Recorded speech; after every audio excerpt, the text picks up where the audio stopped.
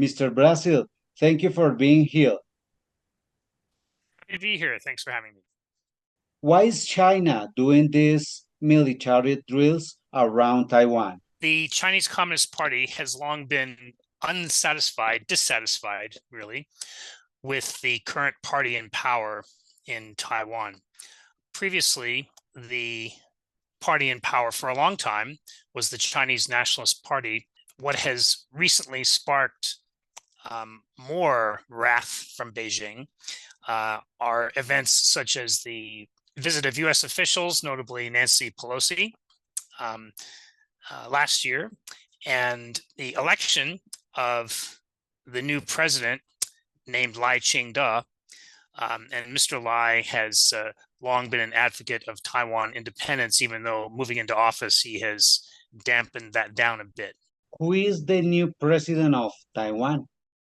Lai Ching-te is a longtime DPP politician who has openly advocated for independence of Taiwan in previous years. As I say, he has not been emphasizing that message lately, particularly during the election campaign.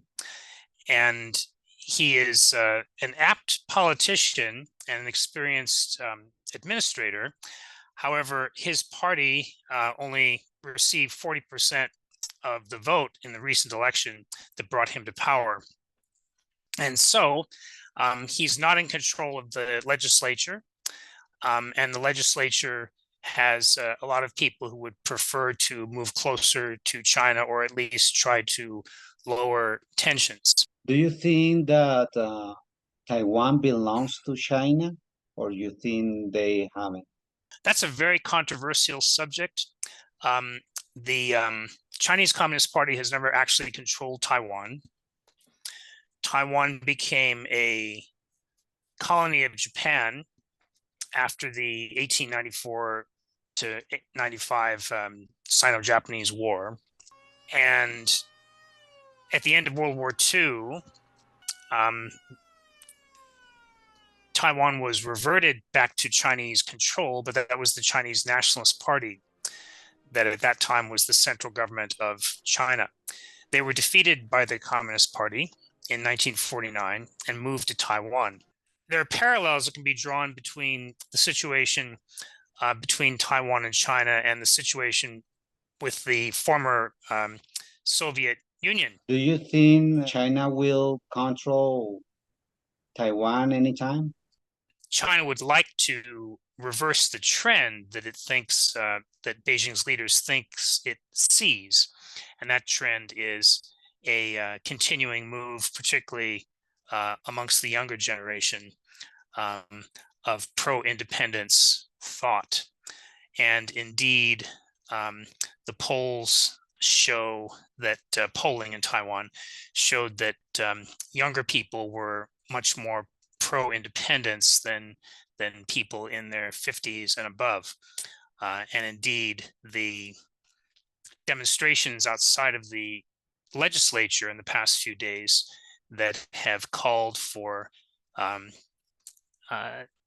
not Taiwan independence directly, but for support for the Lai Ching-te government have been dominated by younger people. What do you think about the situation between China and Taiwan?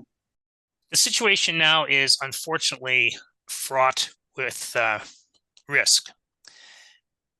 And the reason for this is that neither the US and Taiwan on one side, nor China on the other, is interested at this point, it seems, in negotiation, certainly not interested in backing down from their current positions. And so this situation is unfortunately very risky. And so that leads to a higher risk than we've seen in decades of a conflict between China on the one hand and Taiwan and the US and Japan on the other. So what is going to happen there? What do you think? It's very difficult to say. I think we have to focus on the fact that there's a high risk of military confrontation because the forces of the US and Taiwan on one hand and China on the other, are continually coming close to each other under circumstances where both governments are developing a hostility that is unprecedented in recent decades.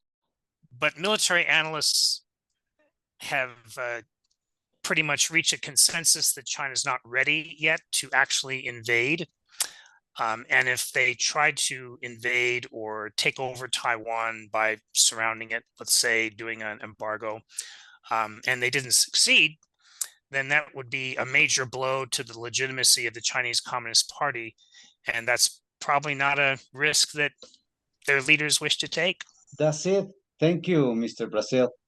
Happy to. And I wish you luck on your channel.